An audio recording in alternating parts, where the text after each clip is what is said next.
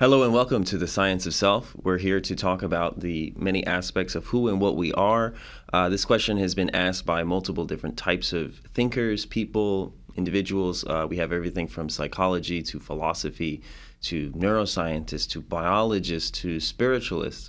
This is a question that we've really wrestled with over time just as a species.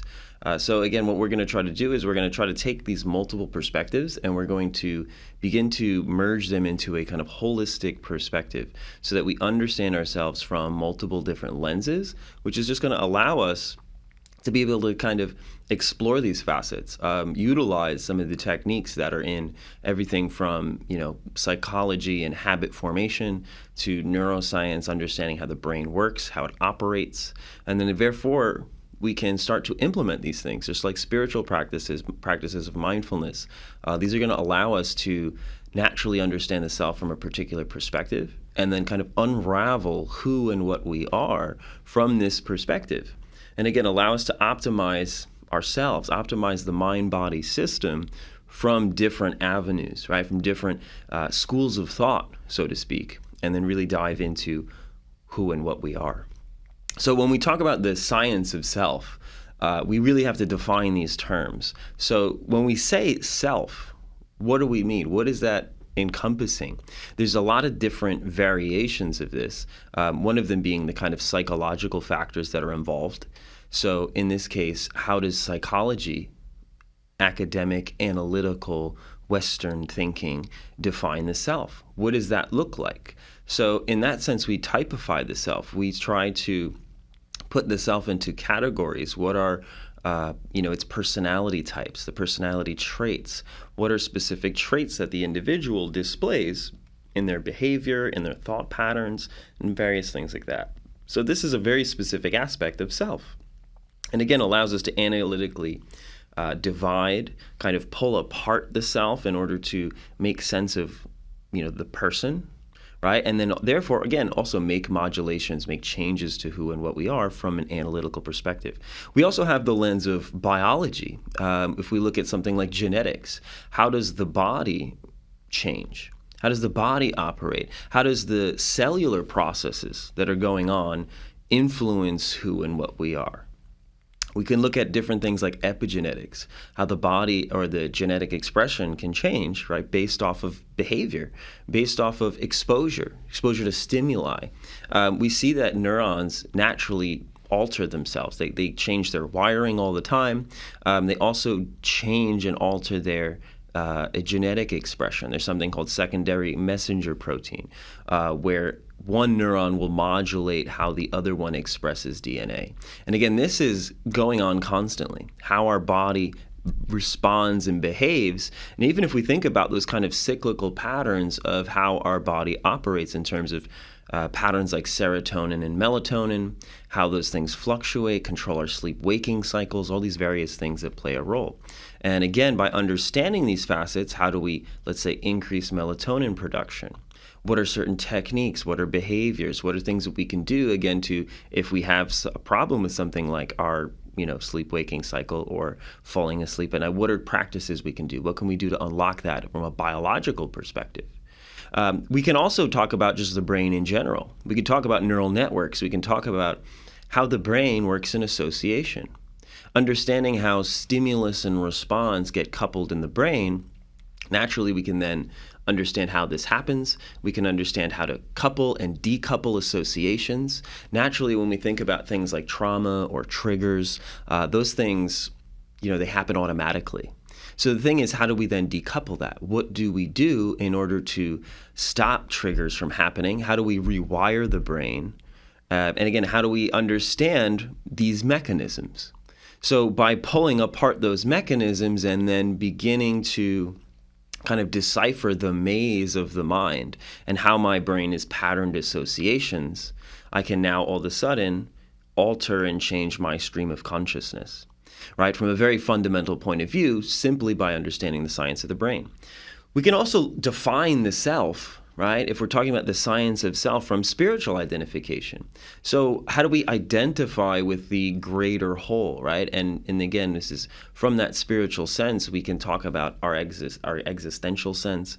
We can talk about how do we define the whole? Are we looking at something like a Taoism, where we understand the greater part of the world as a kind of indefinable, indescribable thing? There's something in Taoism when they say the second you try to define the Tao is all that is. So the second you try to define it with language, with limited, identification, we've already limited what it is. So one of these things is understanding that language, our ability to gain knowledge from even referencing from this Western perspective of psychology, neuroscience, these things. Knowledge is something as a tool of the self, but the self, especially in spiritual identification, is something much grander and much larger than just knowledge acquisition in and of itself. That knowledge is the top layer of what the soul and the self may become. So we can see how these different layers, if we identify with these different layers, where do we end up? And what perspective can allow us to free ourselves from these specific instances? Again, if we're talking about the science of self, we also need just to look at science in general. We break down in this full program, we talk about science as a whole. What are the biases of science? If we want to even compare spiritual practice versus scientific practice, each one of these has their own specific method. So talking about science in general, science is a process. It's really humanity's best way of discerning truth and understanding things at a fundamental level. So we're able to isolate variables, test them individually, separate things, reduce things into their constituent pieces, and then understand that, just as we understand the self as personality traits, right? Extroversion, openness, conscientiousness, agreeableness, neuroticism. All of these traits, right, are pulled apart and individually measured, which gives a holistic or maybe a larger picture of what the self is. But as we quantify and define those things, we also lose something, right? And this is just the way that science operates. It's called reductionism. So by reducing something or someone, an individual, to just specific facets, just specific things, we don't necessarily get the whole picture of what we are. Especially, again, negating biology and negating spirituality, negating other things, physiochemical responses, things in our brain, things that we've experienced. So there's a large process that we need to understand that science can also be limiting. Each and every facet and how we look at the self can kind of understand us at a different level, a different picture. So really what we're looking at, and again, as we try to understand the mind works in concepts. Right? My specialization was in cognitive science. I'm a professor of psychology at Montclair State University. I've worked at the Molecular and Behavioral Neuroscience Lab, Rutgers University. I've also been initiated to Kriya Yoga and all these sorts of things. But my specialty in the academic world was specifically cognitive science. And cognitive science talks about the nature of concepts. And we talk about how we break down thinking in terms of concepts. So when we start to look at what concepts are, how do we understand that thinking essentially is governed by it? If we look at something like a simple example, like if I were to say to imagine a chair. If we think about a chair, what color is it? What does it look like? How is it oriented? What does it have arms? Does it not? You can maybe picture a chair. And now each and every person who watches this video might picture a chair in their mind, but it might be very different from the chair that anyone else pictures. It might be wholly unique. So the curious thing is that we have the concept of a chair, but each individual image that we may have of a chair, right, can be different. So we're conceiving of these things differently to some regard because there's specificity.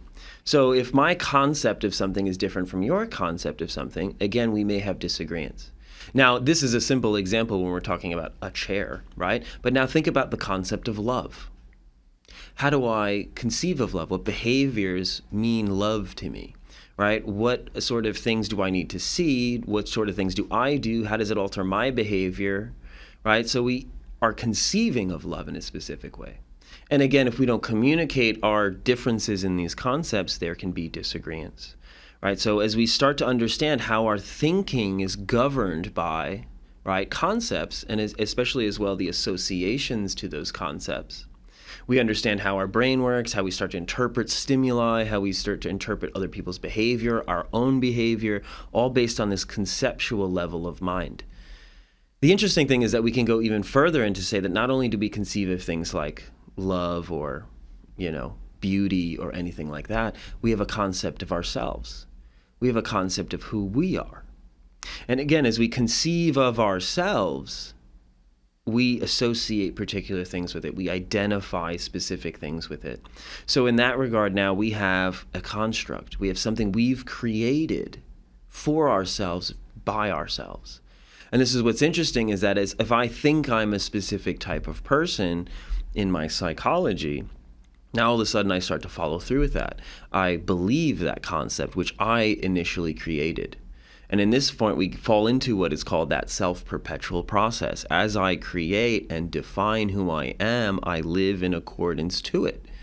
And in this way, we find a cyclical process occurring, right? And anytime we think about what I want to do and what I should do, what the best course of action is, we're referencing ourselves. We have this inherent form of self-reference so that we perpetuate that cycle. Because when I think about how I feel about a particular thing, about an event, about an action, about something I want to do, something, maybe my vision in life, I'm referencing myself. So I'm referencing my biology. How does it feel to me? Right? Which then informs my decisions, which is governed by these thought processes, these rule-based thinking, conceptual understandings, which then again elicits a biological response, and this cycle continues. Right? So we're caught kind of in this habitual sense of self, even to the point where we begin to identify with specific moments of time. We start to identify ourselves in specific instances. What's interesting is we choose to some degree to hold specific events in our mind. Well, I am this way because this happened.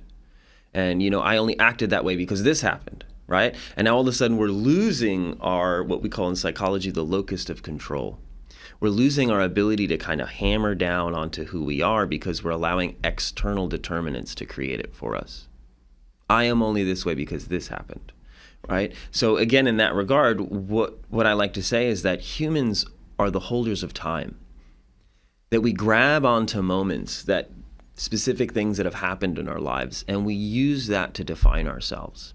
What's interesting is that we need to constantly remind ourselves that this is a choice, that we choose to hold on to that moment.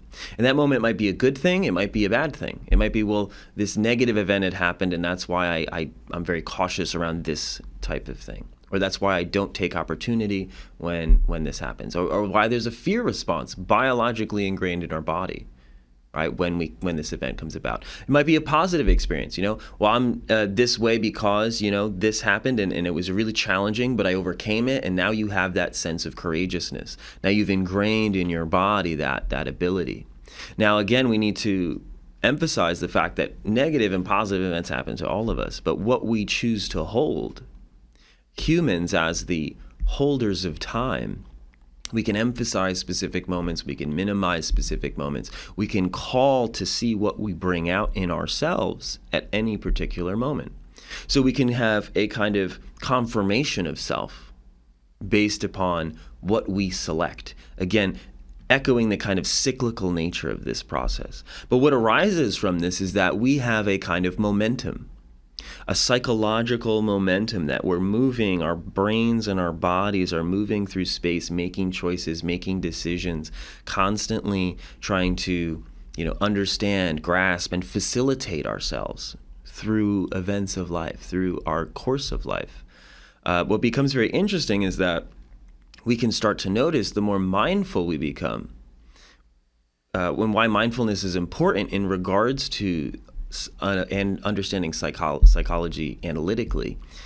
We have a reactionary self. We have a self that reverberates from stimuli. If something happens to me, I might echo back and forth in my mind.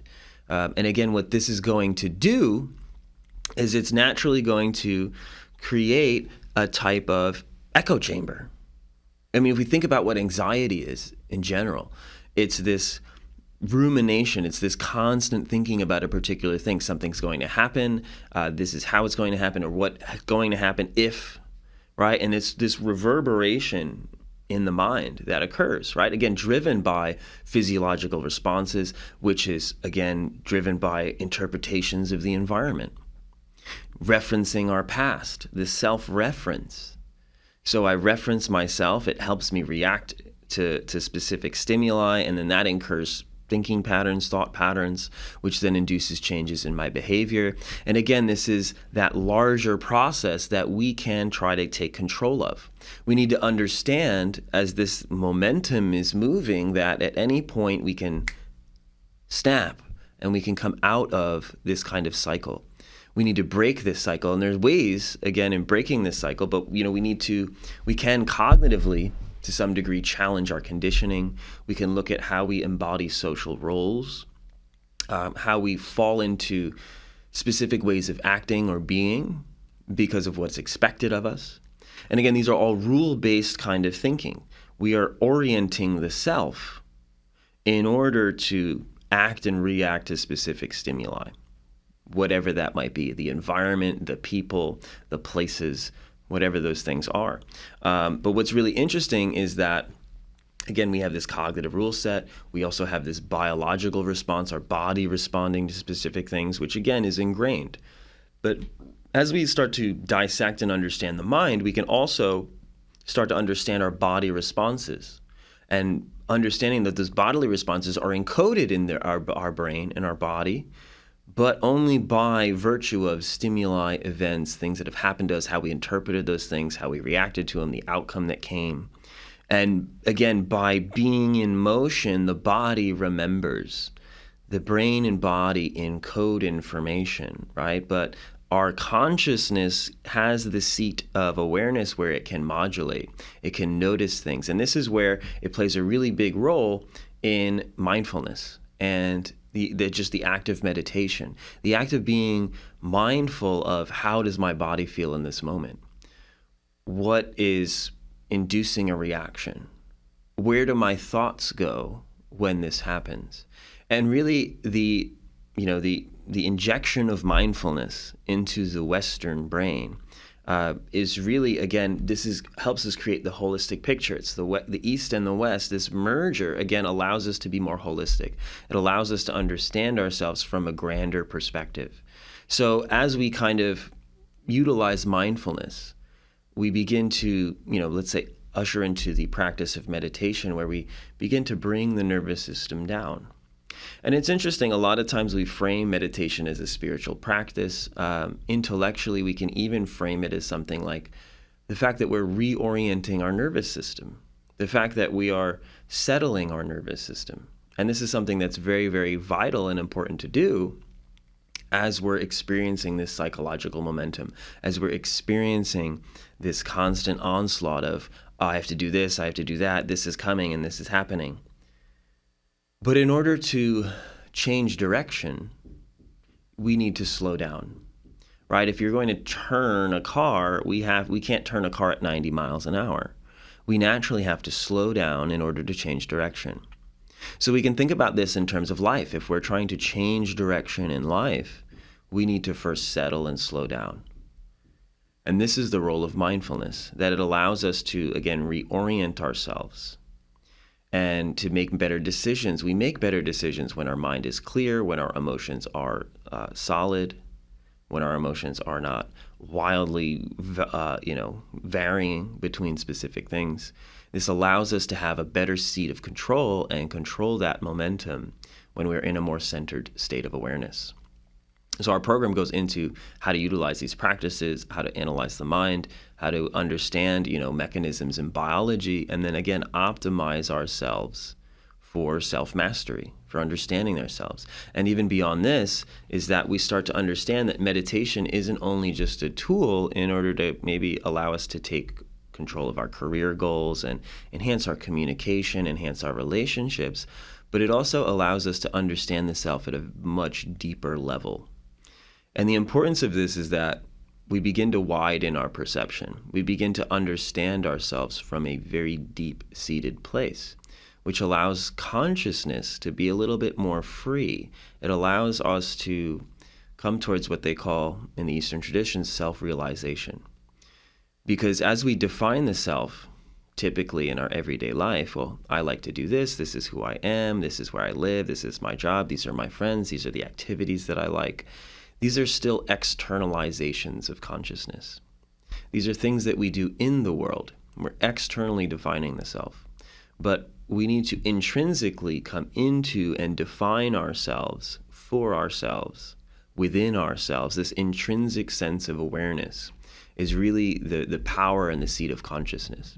And as we start to dive into specific practices, we begin to understand the deeper nature of reality, the deeper nature of the self, the purposiveness of biology and life, which is much deeper than these externalizations, which are controlled by culture, controlled by the society we live in, our friends and family, the various influences that program our minds, which at the soul level, we start to see the distinction of this kind of ego mind, which is created, right, by the external environment, against this, sometimes we call the higher mind, right, or the conscious mind, the more conscious version of ourselves.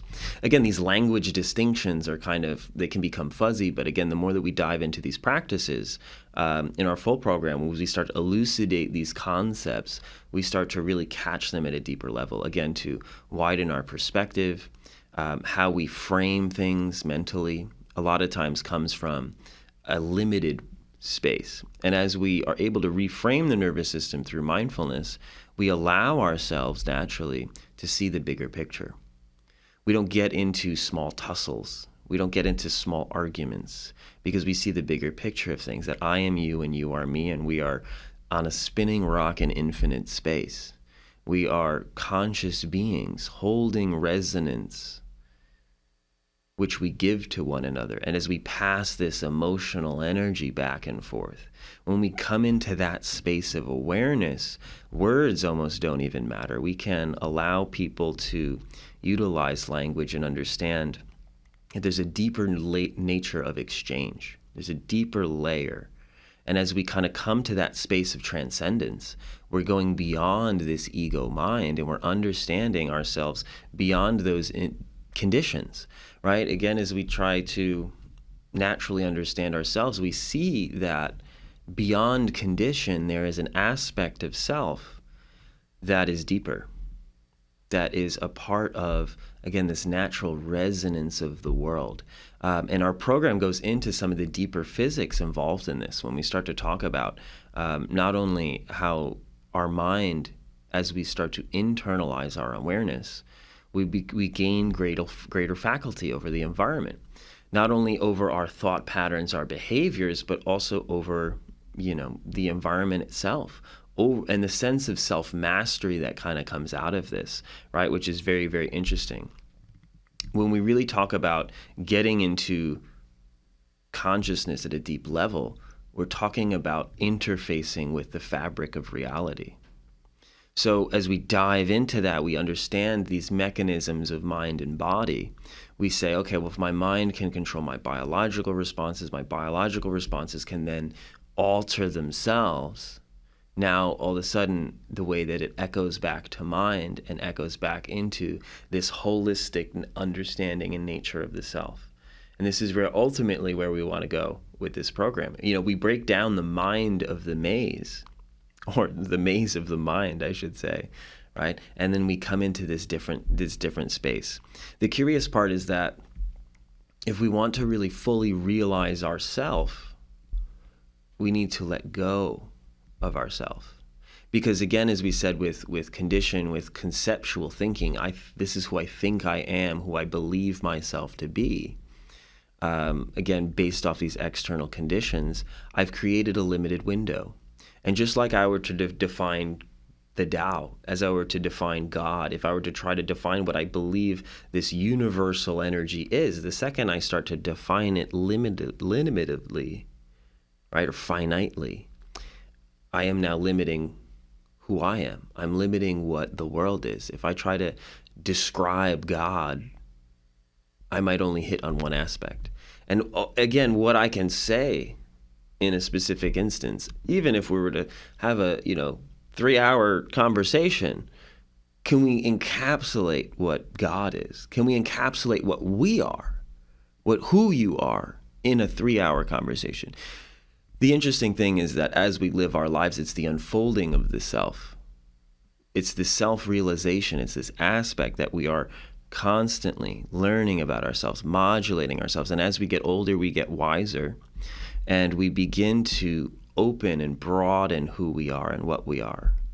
And again, this is the process, the spiritual process of self-realization. Again, the interesting thing is that we have to go beyond these conditions. We have to let go of what we are in order to find what we actually are. So in this way, we can think about language. We can think about how we speak to each other. We can think about how we even speak about ourselves in this conceptual nature. I have a concept of who I am. I have a concept of the world. I have a concept of other people. I have a concept of my one friend and my lover and my mother and my brother, right? You have concepts of these things, and we encapsulate people and things into these little tiny constructs, and we react off of those constructs that we create. Well, that person, I know how they are, so I'm going to behave in a particular way towards them. And again, how we limit our behavior, we limit that engagement based off these preconceived notions. Right. So again, understanding this is that how we precipice, how we approach, how we understand that individual in this conceptual level, we're limiting it. We're limiting the experience. What's interesting is that we can use language in and of itself. Again, that concepts, that language is just really the storehouse of concepts that we have. Language becomes a tool that we can understand that we have language as a marker of something that creates a pinpoint if someone is lazy or if someone is powerful, right? What do we think about the capability? What we call in psychology our self-efficacy. If I define myself as a lazy person, I'd never accomplish that. I'm too lazy for that. Or if I spoke about myself, again, this is the idea behind positive affirmations. If I speak of myself as a powerful person, what am I then able to accomplish? How do I then approach challenge? And also, how do we define challenge? Is challenge something that's difficult? Again, language, using language. Is challenge difficult, or is challenge exciting? Is challenge opening? Is challenge something that pushes me to express my full faculties? And again, how we code this in language becomes a kind of tool for the mind. We need to understand that language is a tool, and it can be utilized in order to unlock facets of the self. That ultimately language can transmute the state of being, because how I approach something is based off concepts, it's based off language. And if I consciously realize that, if I mindfully attune to that process and become consciously aware of that, I can now alter myself. And I can direct the stream of consciousness, and I can alter how things happen. I can alter outcomes. I can alter myself. I can alter my entire life if I just become mindful of how language, of how concepts, of how my own biology, my state of mindfulness inevitably creates and modulates and manipulates the conscious experience. And this is, again, why I want to echo this holistic picture that we need to kind of take all of these avenues into account in order to understand what the self is and how I propagate myself in reality. The curious part is that we take, in this full program, we take things from ancient practices, we take things from modern science, and we try to implement them. And the curious part is not only that we've come to these conclusions in science, but we've also echoed and pulled in from ancient practices what sort of things have validity, what sort of things, what practices are not necessarily super effective. We need to systematically test them. We need to put them into the test. And again, applying science even to spiritual practice, so that we can isolate and test these things, what works, what doesn't. And there is a lot of confirmation between specific spiritual practice, like mindfulness being able to alter the genetic expression of individuals. that alternate nostril breathing actually equates the electrical activity of both hemispheres of the brain. So in the full program that we offer, and when we talk about the science of self as, this holistic program, we're really talking about how do we optimize the self using both of these practices, using science and spiritual understandings to, again, approach who and what we are, and to understand that at a fundamental level. So again, as we understand ourselves as conscious beings, reverberating the resonance of self and creating and ushering it in, we start to understand that the true power of the conscious mind is in this mind-body connection. In the full program, we break down all of the neuroscience of this. We talk about how electrical activity turns into chemical responses in the body that alter behavior, alter thinking patterns and thought patterns, which then echo back to the mind. Again, this larger holistic picture. But you really start to understand the mind-body connection. You start to understand how the mechanisms of biology, are really connected. And again, from neuroscience, really from mind being psychology to the brain being the neuroscience and the patterns of association, the conditioning, into the body and the biology and the genetics, that we as conscious observers, as mindful people, can bend and make ourselves more malleable. We can alter ourself from this point of view. So naturally, we start to understand that there's subtle changes that can occur in the self, something we call psychoneuroendocrinology, that the way that we think influences the brain, which then influences the hormone cycles and various aspects of self. So we can begin to alter ourself and alter reality from a much deeper perspective, from a much deeper place. So if you're curious about these practices, definitely hit those links below. Check out what we do here in terms of the self-perpetual company, the self-perpetual process, the science of self program, whether you're trying to dive into the 12-week program we have, whether you're looking into just joining us in a live workshop, or if you're looking to, we have an app coming out very soon. So if you're interested in diving into just some of these practices and understanding the science of self, where we merge psychology, neuroscience, Eastern philosophy into one holistic understanding, definitely check out what we have going on here.